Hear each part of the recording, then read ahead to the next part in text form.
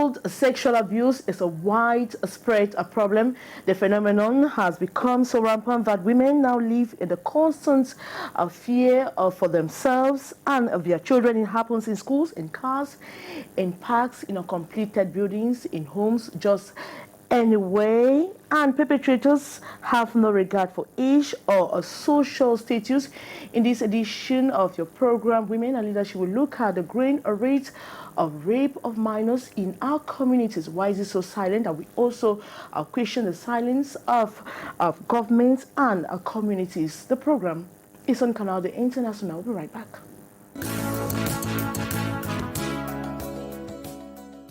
Nobody justifies a rape on a minor. It is a crime which has a devastating effects on victims, their families, and our communities at large. Observers say there is a need for laws to be reinforced regarding social assault in the country.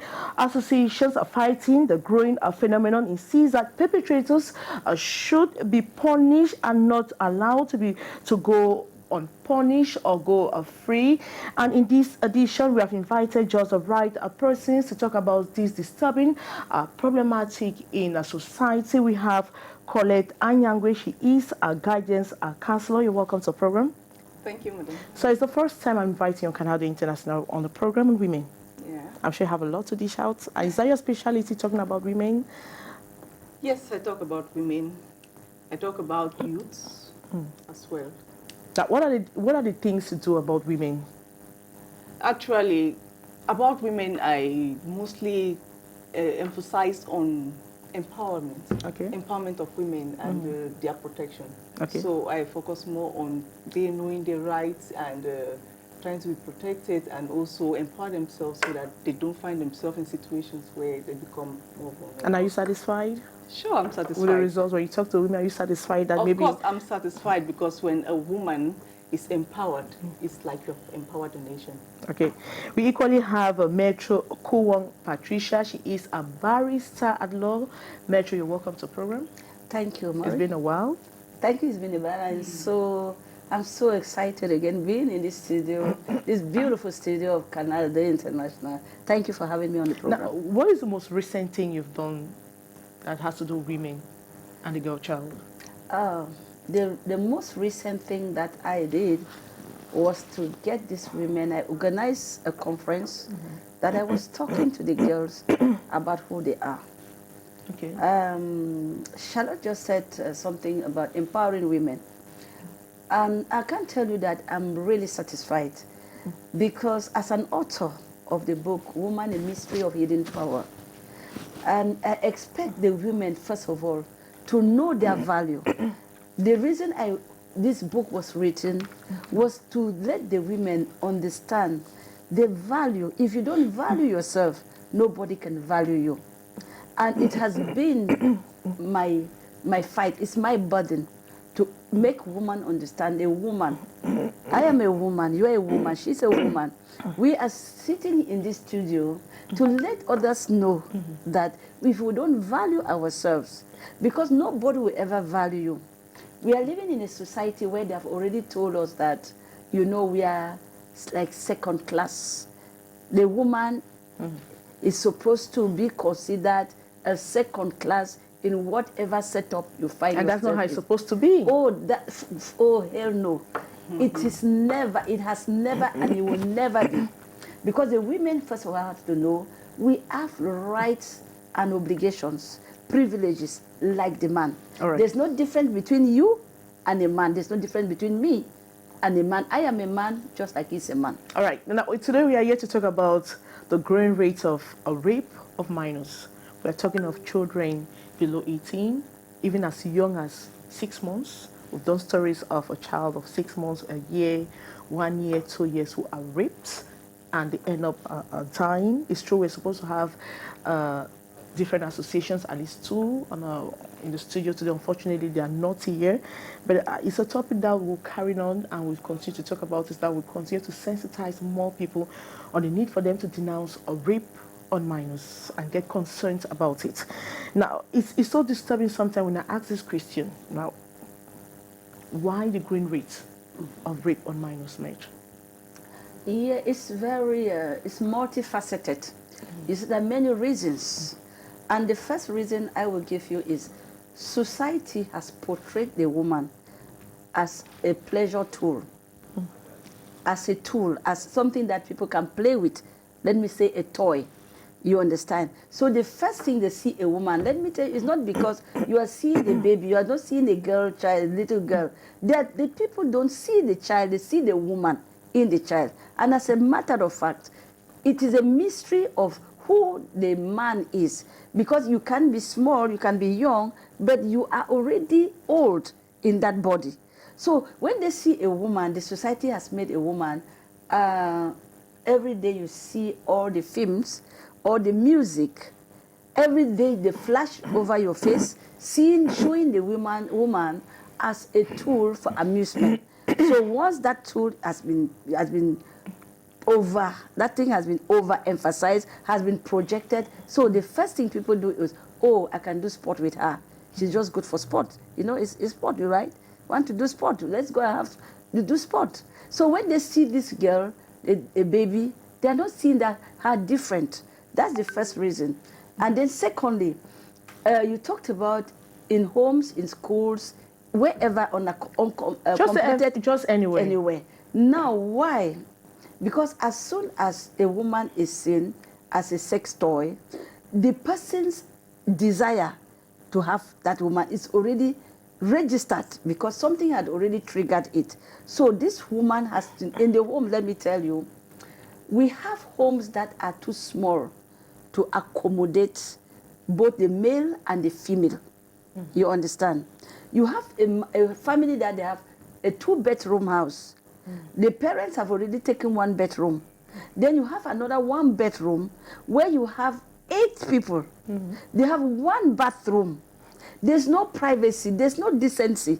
Everything is being exposed. And then they're sitting and watching the television. They're listening to obscene music. Their music that is, you know, is seducing already. That music is already sending message. And Maureen, one thing I want to tell you is that it's not strangers that rape. It's very difficult for a stranger to rape you. Rape is mostly done by people who know you. You understand? So at home, when you have your little girl of 5 years, 3 years, 4 years, he's living with maybe cousins, with brothers who are 16, 17. This is a time where the energy, the male energy, the testosterone is bubbling in that person. Immediately they finish watching some films, they listen to some music, that's already pushing them to that or when you talk about a parental, that's the role of parents in here. Yeah. How parents are supposed to normally act when they have that number of children just in 1 bedroom. Now, Colette and Yangwe, I want to ask now, how do you feel when you hear stories of rape just every day on the media and any other place, even in church? Well, I really feel terrible because when we talk of rape, it means that somebody has been forced into a sexual activity without the person's consent. That's rape. And so most of the times, the perpetrators are usually men, and the victims are the women. So I feel so terrible that women are always at the center of being the victim of rape. It's true that there are some boys who are also raped, but most of the times you have the females who are raped. But when it comes to the minors being involved, so disturbing. so we talk about minors. It's so disheartening. And so the reason why we could advance for some of these minors being raped, I will place, first of all, a finger on parents. Nowadays, we have most women, they want to become career women. For instance, I'm here. What's happening back home? The children are left on their own. And so before you know it, maybe a neighbor steps in, you don't know the neighbor's intention, or some other person. So when we leave our children on their own, we are exposing them to such situations of rape. So how should mothers act? How should parents act when they have kids at home? Actually, when you have kids who are really minors, there should be a senior at home. It's true that nowadays we have house assistants, but even by having those house even those house helps too, they do yeah, they do terrible things. They do but, terrible things on the they are children. necessary evil. What I'm emphasizing is that we should not leave the children on their own, because some of the predisposed factors that lead these girls to rape is because of solitude. When they are found on their own, when they are, let's just say they're walking on the street alone, and they're exposed to these perpetrators. There could be men who are under certain influence. They could have been drugged, you know. They could, yeah, men who have been drugged. They can. Because you think a normal man cannot rape a child? Not that a normal man cannot rape a child. Normal people can rape a child. It's normal to have that feeling. It's normal to have that feeling. But then what's abnormal on a baby is that's why I'm coming to. Okay. Okay. What's abnormal is the fact that when it's a baby, I don't even know how a man can really feel aroused when it's a baby. Because I mean, the child is not even mature. The child does not even know anything about it. It's an abuse. It's an abuse. So it's so terrible when we see men getting into such actions. And one thing is that when a child underage gets into being a victim of rape, it has a lot of impact on the child. Because that child suffers shame, disgrace, humiliation, and that child is traumatized. You see, most girls later on, they may have difficulties with relationships because of rape history. And on the side of perpetrators, some of them, they get into this rape action because of revenge. Okay. You see, maybe they had been victims of rape, and so because of that, they want to revenge it on another child. So, now, Major Kowang, I still want to ask this question. Why is this so rampant in society? Can we say one of the problems is the fact that families are denounced, society, everybody is silent about it? Then that does not answer the question why it's rampant. The fact that why they are is silent, it? Because it's growing. The fact by that the they day. are silent cannot explain the fact that it is growing. There's a reason why it is growing. What is the reason then? Now the reason is the sexual arousement. All around us, sex is being sold on the street. And what I will also tell you, there's ritual sex. You understand? You just said a 2-year-old baby, a 1-year-old baby. Why should a man rape? What was that person thinking? Was he a person at that time that you are seeing a vulnerable? It's not even the one that they say 5 years that you can give sweet or chocolate or say come and take and you start fondling with the child. A baby, because what you are saying is so true. But I'm saying, you see, there's more to sex than what people think sex is. It's all about energy. You understand? It's all about somebody's star, somebody's destiny. There are some people who get into the occultic, some hidden secret societies, and they will tell you, we want you to go and sleep with a baby. Because that baby, you imagine before a child is born, that baby has a destiny that has been planned. Some are going to be kings, some are going to be presidents, some are going to be this. And somebody has already seen that star. And he says, go and take it. Go. It's like the snuffing off your candle. You understand? So once they do that, they inject something in you and they take from you. It's not only about the sex, it's about the energy that they're tapping from you. Now, what should parents do? What should society do to stop or to address that phenomenon? It's a growing phenomenon because there's no day that we don't report cases of rape, especially of minors. It's so disturbing. Maureen, there's an issue with parents, it's ignorance. Ignorance about what? You can even be in your house, they will still rape your child. You can still be in the house, right? Because you say, we are out now, we are walking. We have children, we're all going out. You can be in the house. The child is raped, right? And you don't even know by somebody very close to you. Even with husbands, with your partner, with people who are very close to you, because you will never know. Because I'm saying we have the spiritual component that we are not understanding, that we are not human because we have this body. We are human because there's a spirit in this body. And any body that you see I don't want to go into a lot of spirituality. I just want to give a little bit of it, knowing that in your home, the Holy Spirit is already absent. The Spirit of God is absent. You don't teach even your children that, look, you see this, your body, you are so special. You have to make sure that you take care of your body. Let nobody ever touch you. If you are teaching a 2-year, a 3-year, what will you do to a 2-month-old baby, a 1-month-old baby? Can that baby already understand? But if you believe that that baby will not understand, then you are mistaken. Because at that time you are talking, it might be just a little, but that person who is inside will understand. And you begin to protect that child. You see, when we have spoken, the law, I'm a lawyer, one of the most severe laws that we have is rape, is felony. Does it deter people from committing those crimes? We'll come to that. We'll come to the law. No, what I'm just talking about is that no matter how repressive you make the law, people will still violate it. Because at that time, they are not looking at the law. First of all, they wouldn't know that they might not even be known. They might not even be seen. At that time, what is pushing them to go for it is stronger than the law, the repression. You understand? So as I said, after looking at all the other reasons that I have told you, that the children are choked up in the room, nudity is now exposed. You see, you can imagine when you are 4 years old, there are people who are doing mama and papa, right? It is a natural phenomenon, isn't it? It's a natural they will attract. But then, now they are so choked up in their house. This one is rubbing with this. When we go to some... But the parents need to address it when you discover that your children are already doing some funny things.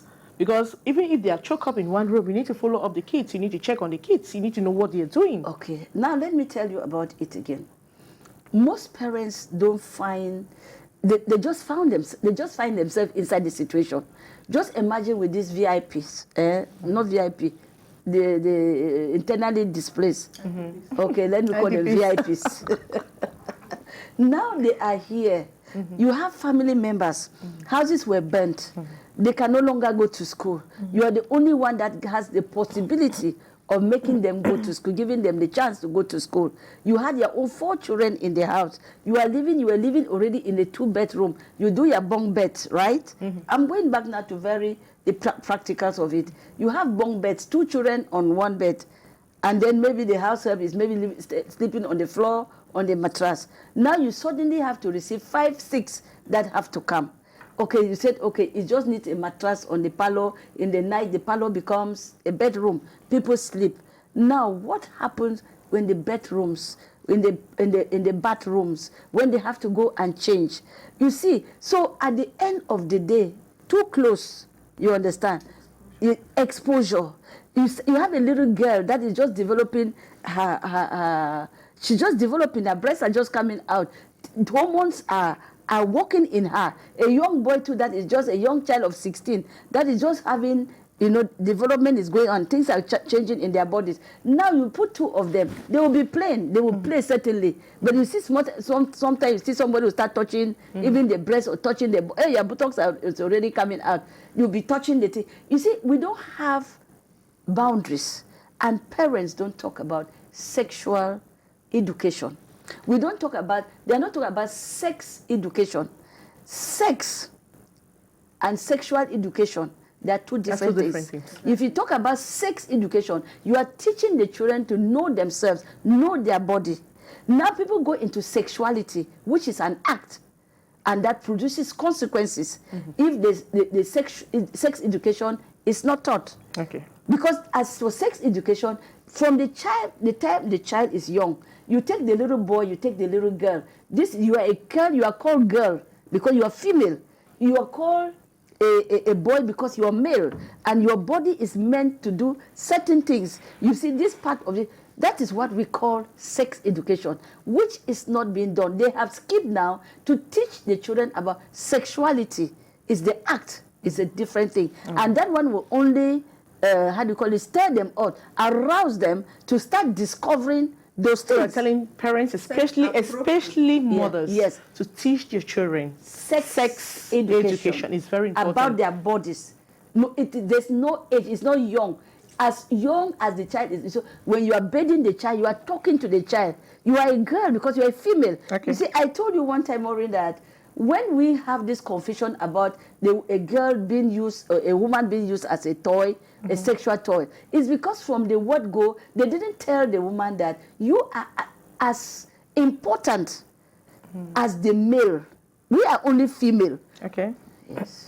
All right, I want to turn back to Coletta Nyangwe. You have said a lot. Now, you're a guidance counselor, and I know you have a lot of, you have that closeness with students, from one right up to opposite. They are small, some as young as 11, 10.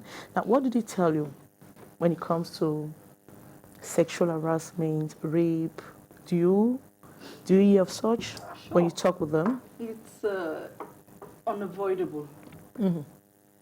I have situations that I have handled where students will even come to me and disclose how they feel and how they must have sex at a particular moment. So sometimes I find it quite embarrassing, but I understand that they are all humans.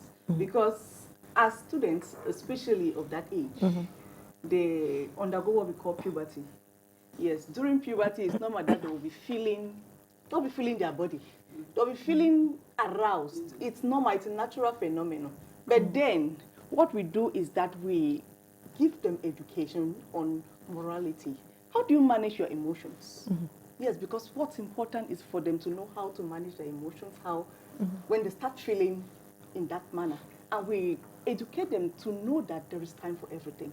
The fact that they're feeling that way, they have to know when to draw the curtains and do just what is Are you talking right. about from one, from two children here? Yes, so thank you for I might be reminding me laughing, of but that it's a real serious issue. I just wanted to go back to Metro's point where she was talking about sexuality.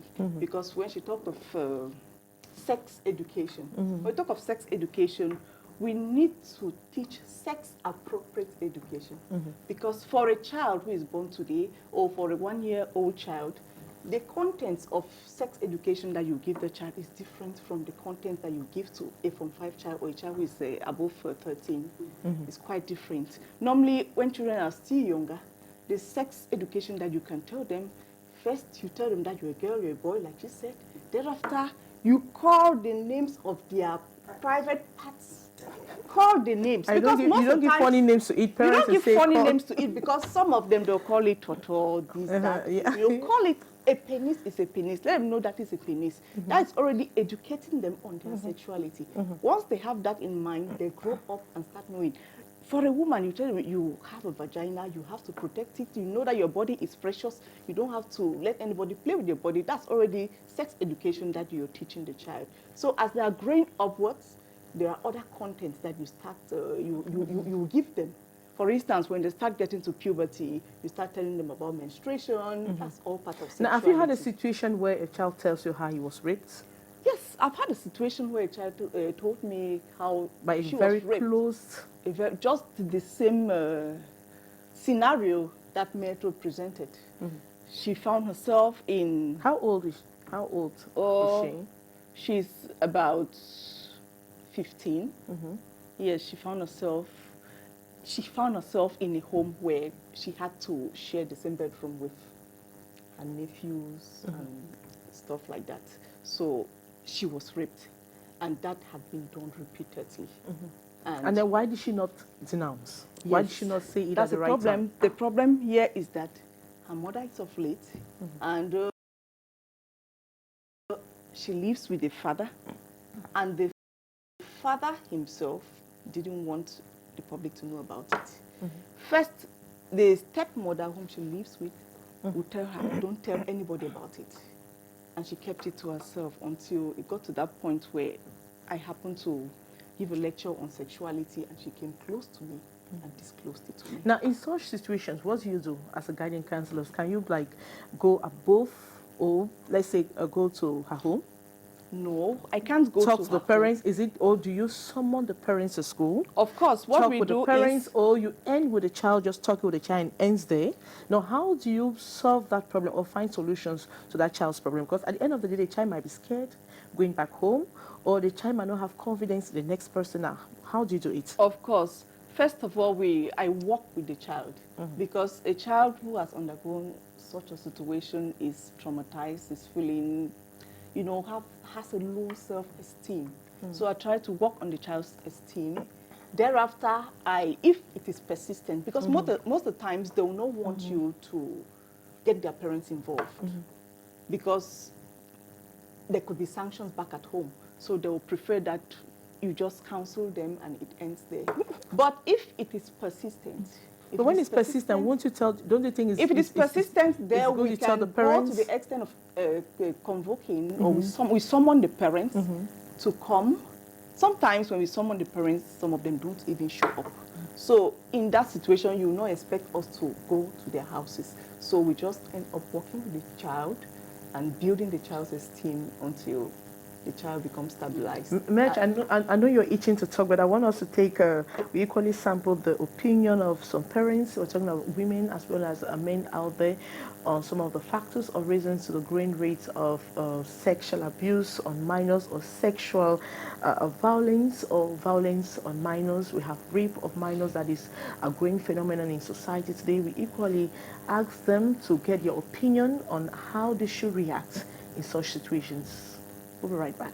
The alarm call from the Yaoundé Gynaco Obstetric and Pediatric Hospital in Gozo to the 18th District Public Security Police Station announces the suspicious death of an 8-year-old girl who came with an injured head, but upon examination gave up the ghost. The medical officials, however, continued their investigation, and the findings shocking. The Class 3 primary school pupil has been victim of several forms of sexual abuse. Suspicious, especially as the father who brought her to hospital has taken to his heels. The police opened investigation and the father was nabbed. More inquiries revealed the father to be the supposed criminal. The neighbors testify of his continual acts of beating as they always intervene to rescue child from his assault.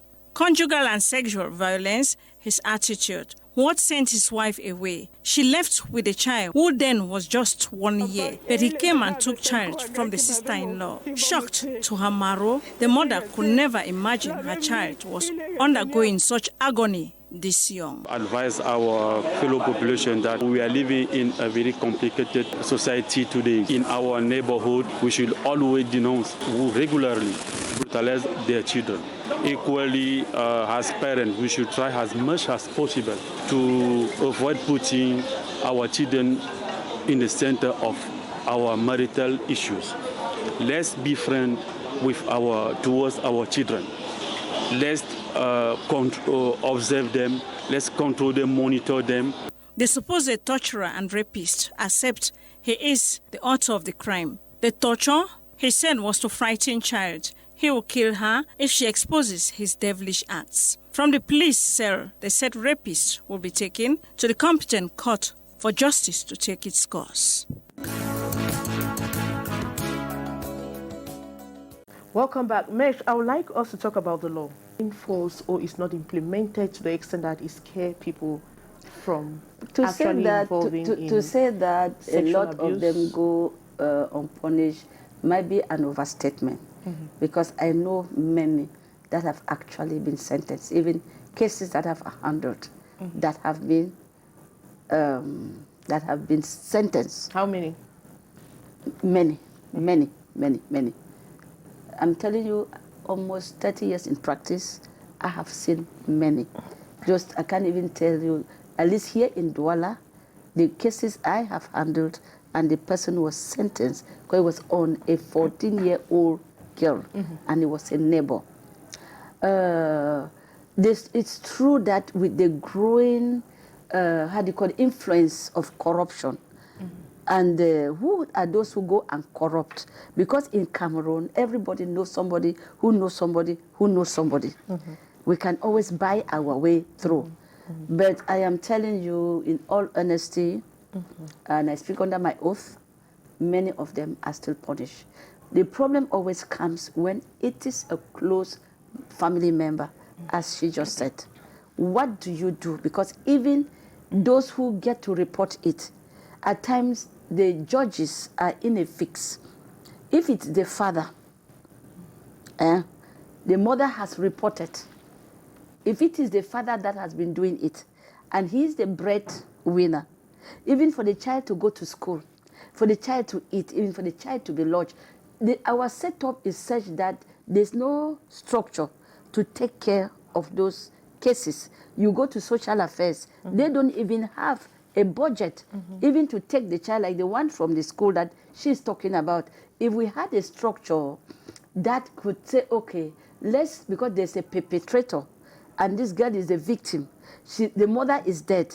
She finds herself in this vulnerable situation where she can't but be there, you know. So if the social affairs, social work, social welfare, they have social workers who have a center, who have at least a budget where they can say, okay, for the time being, let us take this child from this environment and help her to stabilize.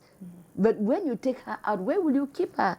The structures are not there. So there are certain things that when you want to do, we think about the consequences even on the person.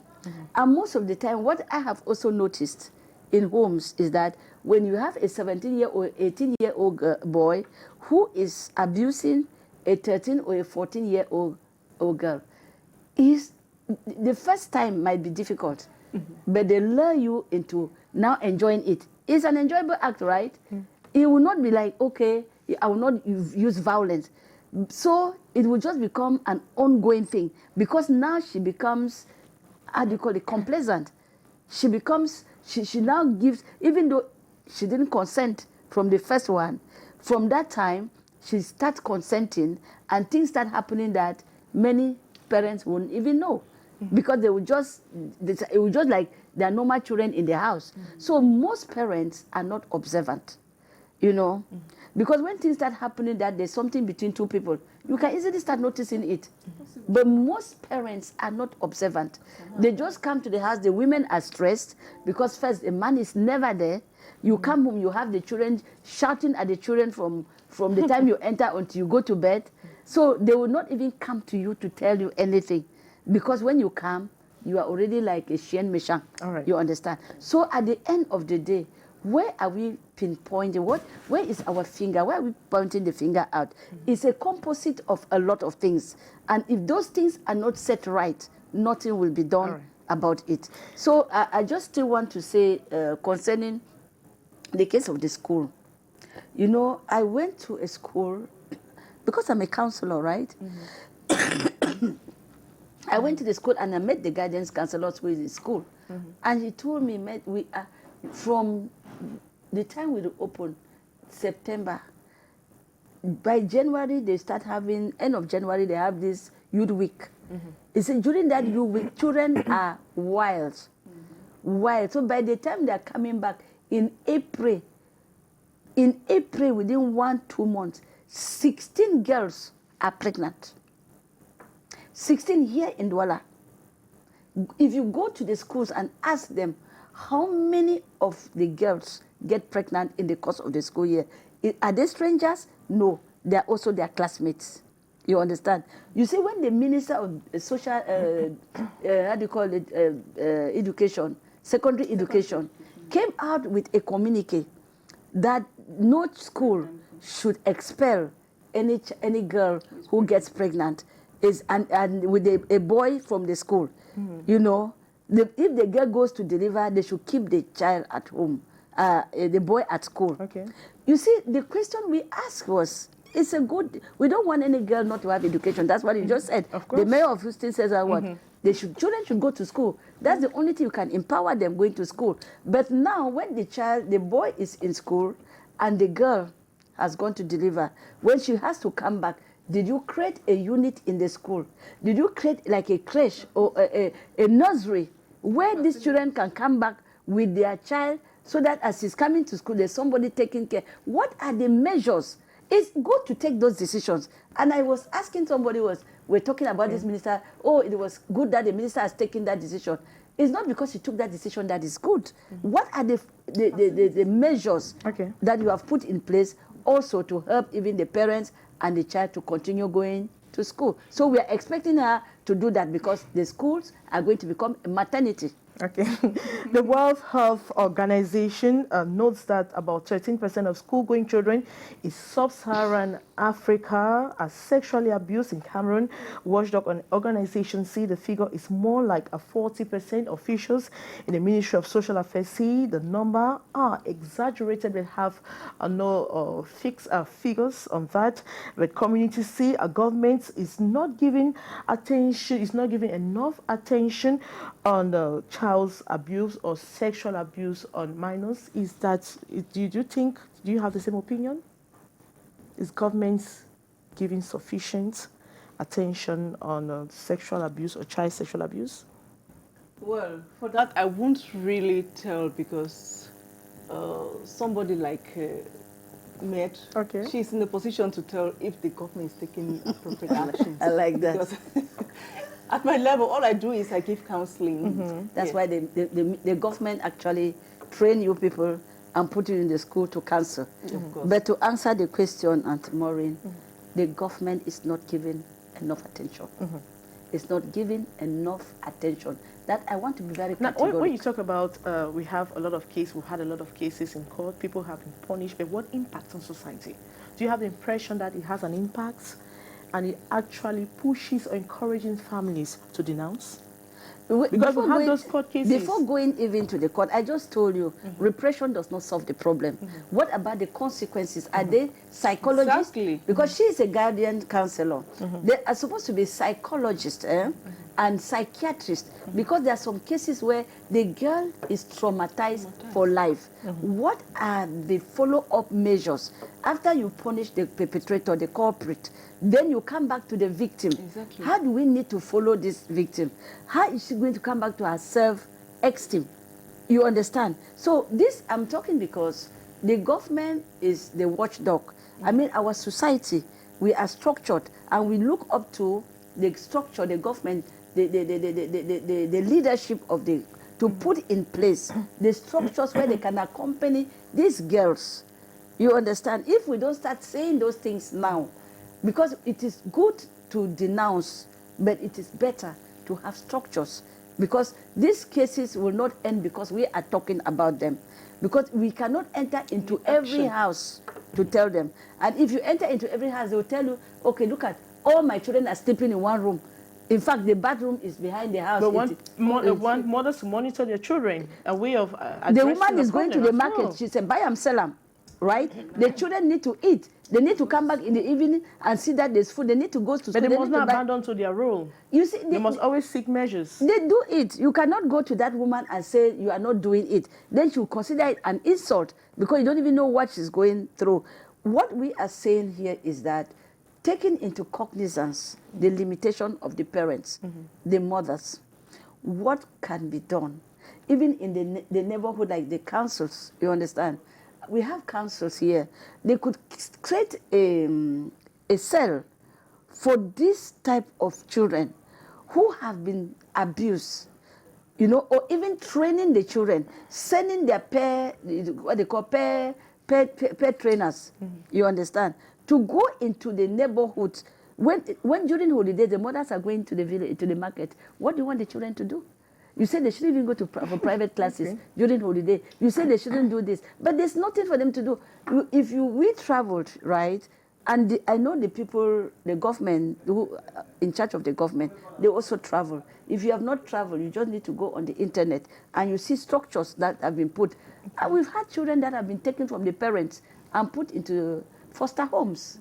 Do we have foster homes here? And when they put in foster homes, social workers will be following them up. Go there, because even in foster homes, some can still be abused. But they make sure that they give you a case. You go here, I'm happy because some progress has been made. You go to the police station, there are actually some social workers there, at the gendarmerie, some at the hospital, but with no means. But it ends at the police station because when they report the cases, most of the cases are dismissed there. Yeah. And they don't go further than that. Exactly. And that's what the problem is. But we equally had an exclusive interview with Mayor Casesz Tatum of Houston. She was in Cameroon some months back, and she's actually encouraging women to go to school to learn, especially a young girl, because she thinks that before the young girl was like taken out of the campuses, she was not allowed to go to school. She thinks it's high time for mothers, especially, to encourage their girl children to go to school. Let's watch. We'll be right back. Today on our program, Women and Leadership on Canal International, we are receiving another inspirational leader. She is the Deputy Mayor of Houston in the United States of America. She is the brain behind several projects that continue to impact many lives across the globe. She is called Mayor Casesz Tatum. You are welcome to Canal International. You're welcome to the program Women and Leadership. Thank you so very much. Very happy to be here. Now, tell us more about yourself and your projects. So I am currently serving as the Vice Mayor Pro Tem of the City of Houston, and I'm happy to be here in Cameroon. This is my first time to Cameroon, so the CABEF conference is a wonderful opportunity for me to come and learn more about the energy goals in Cameroon and how we can assist Cameroon from our knowledge and our experience in the city of Houston. You came to Douala, particularly, let's say Cameroon is your first time you're coming to Cameroon to participate to a Central African Business and Energy Forum as a potential partner to Central African countries, knowing that Houston is a capital of energy. How do you appreciate the evolution of Central Africa in that domain? Well, Houston has long since been known as the energy capital of the world. And so the opportunity to come to this forum was perfect for us because this also allows us to learn more about what's happening in Douala, in Cameroon, in the energy space. And if we can utilize our leadership and our knowledge and the journey that we've taken as a city to assist in Douala, we definitely want to do that. Now, what are the innovations? So in the city of Houston, we are home to over 5,000 energy firms, related energy firms. And so we are very, it's very important for us to make sure that we have diversification in energy. For instance, oil and gas, we've been known as the oil and gas capital of the world. But now we are moving to energy transition. And it's very important that we share our experience with solar and wind and renewables. During the forum, I had an opportunity to share with the attendees about one of our shining star projects, which is the Sunnyside Solar Farm, where we are taking an old landfill that really was an eyesore in the community, which is a predominantly black and brown community. And now we have an opportunity to turn 240 acres into a solar farm that can provide energy to over 5,000 homes. And so that project in itself is one that we're very proud of, and we like to share that project because most cities have landfills. And if they too can put a solar farm on those landfills, there's an opportunity for us to make sure that residents and our constituents have the much needed energy. Now, let's talk about Central Africa. Yes. Where you are right Yes. now. Now, how is that going to be beneficial to them? Concretely, what's going to happen on the field? So yesterday I had an opportunity to hear about the CAPS project, the Central Africa piping system. And so many of the ministers are working together to provide that system so that energy can be a reality, a reliable energy can be a reality in Central Africa. Now, you were elected in 2018. Can you tell us more about your vision and your journey so far as the Vice Deputy Mayor of Houston? Yes. I am currently serving as the Vice Mayor Pro Tem of the City of Houston. and I am also the council member of District K. District K is in Southwest Houston. The city of Houston is 2.3 million people. I am the council member of a district of about 206,000 constituents. And I'm always very proud to share that I am the council member for my mom and dad. And it really speaks to how important representation is and being able to restore people's faith in government. So the work that we do every day is important because we want to make sure that we are improving the quality of life for our constituents. Now, you're an Afro-American. Now, how do you manage racism? How do I manage racism? Well, Because it's still a growing phenomenon. Racism definitely is a problem. It is important that you get to know people. I think conversations are important, and you learn what's important to people. And one of the things that I pride myself on is I think that I keep personality out of the politics, and I just make sure that I'm looking at the policy and doing so with all people in mind. As an African American female, you know, I've experienced racism, but I also know that I can make a change in the policies. And so I want to make sure that every time I have to make decisions and policies on behalf of the people of Houston, which is a very diverse city, that I'm doing so with everyone in mind. Now, what percentage of women, we're talking about Houston here, we're talking about politics here, what percentage of women are involved in politics in Houston? Well, are they so much so interested in politics? Because I know back here in Africa, it's not the same thing. Yes. So I'm asking about Houston, what percentage of women are involved in politics? I'm very proud to say that there are 10 women serving on the Houston City Council. Okay. We have 17 people on the council. That is 16 council members and the mayor. And there are 10 women on the Houston City Council. And the last election, when we had an additional 5 women elected to the Houston City Council, our local newspaper dubbed us as the Pink Wave, because never in the history of the city of Houston have we had 10 women serving at the same time. So yesterday when I served on the panel at the forum, I was the only woman on the panel. And there were several women who came up to me and said, it's very nice to see a woman on the panel and participating in this forum today. So I say it all the time, representation matters. And I want to encourage young girls and women to be courageous and know that you are capable of doing anything you set your mind to. So it is my hope that when you see one woman doing it, you too will be inspired to take the helm and go for your goals and get involved in politics. Women make decisions all the time. They make decisions about their families, they make decisions about their children, they make decisions in their churches, and it's a skill set. And you can take that skill set of decision making and bring it into the political realm. Now, you agree with me that a lot of women have lost confidence in themselves and they don't believe in what they do? I think that could be true for a lot of people. And what can be done to reverse the trend? I think it's important that... Because talking about leadership here, very few women are involved in or at the top position when it comes to leadership. Okay. I think it's important that we encourage more women to participate in leadership. When I was looking to run for office, I attended a workshop called Annie's List. And in the workshop, one of the statistics was women have to be asked at least 8 times before they decide to run for office, as opposed to a man who would probably be asked 1 or 2 times. So I think it's important for us to encourage women to run and let them know that we support their campaigns and we support their ideas and we would support their vision.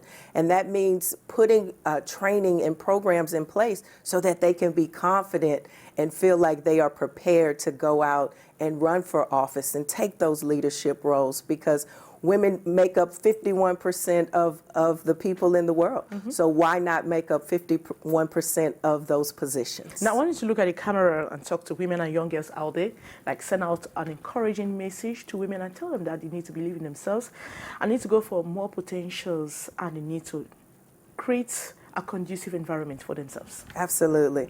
So I'm Vice Mayor Pro Tem Martha Castex Tatum, and this message is for all the young girls and women to know that you are important and you play a vital role in this country, in this world, and you can do it. Make sure that you are preparing yourself, get a good education, learn all you can, and don't be afraid to take risk. You are a value-added asset to this country, to this world, and I look forward to seeing you do everything that you set your mind to, reaching all of your goals. Keep soaring, girls and women. Welcome back. I'm accompanied by two very important, dynamic, and experienced ladies who are sharing their experiences in different domains. And here we're talking about the increasing rate of rape on minors, and we are concluding on that already. But I want to get your opinion. Maybe you're going to look at the camera. You'll talk to women out there, especially to mothers, what they need to do. You're talking to communities, what they need to do to end rape on minors. Okay. For the female folks, I really want to encourage them to be available. It's true that we cannot be everywhere at the same time. We can be at our job sites, we can be at home at the same time, but we should take the necessary measures to make sure that our minors are well taken care of, so that they will not be exposed to rape. Because when they are exposed to rape, there are several consequences that come along with them. So let's do our best to be available, or take the necessary measures. And for the community, please, let's not take advantage of the vulnerable. Because you find some of these girls who are being raped, these minors, it's because of isolation. Maybe poverty, maybe conflict, like the internally displaced. You find them hanging around there. Some people just take advantage, these perpetrators, they take advantage of them, and they perform their barbaric act on them. And before you know it, their whole life is shattered. All right. Thank you so much. Metro Kuwon, you have 1 minute. Look at the camera. Yes, I want to talk most especially to parents. You have total control in your house. If you know there's wickedness in the world, you have one thing to do: bring light into your house. Anywhere where you have the absence of the Holy Spirit, it is not in church that you get the Holy Spirit. The Holy Spirit is with you and is the only one that can help you keep your children safe, whether they're in school, whether in your house, or they're on the street.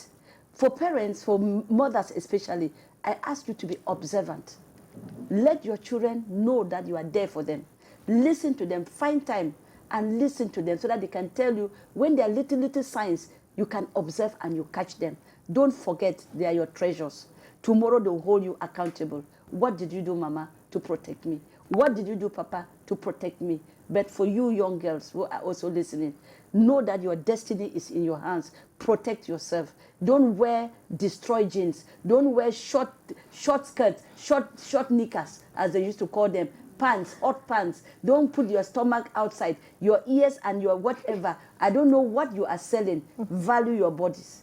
And when you value your body, nobody will touch you. Thank you. Thank you so much, ladies, for coming. Thank you so much, Colette Anyangui. Thank you so much, Metro Kuwon. I know you always have time when I call you to come on set to talk on very vital things or disturbing issues on girls and women.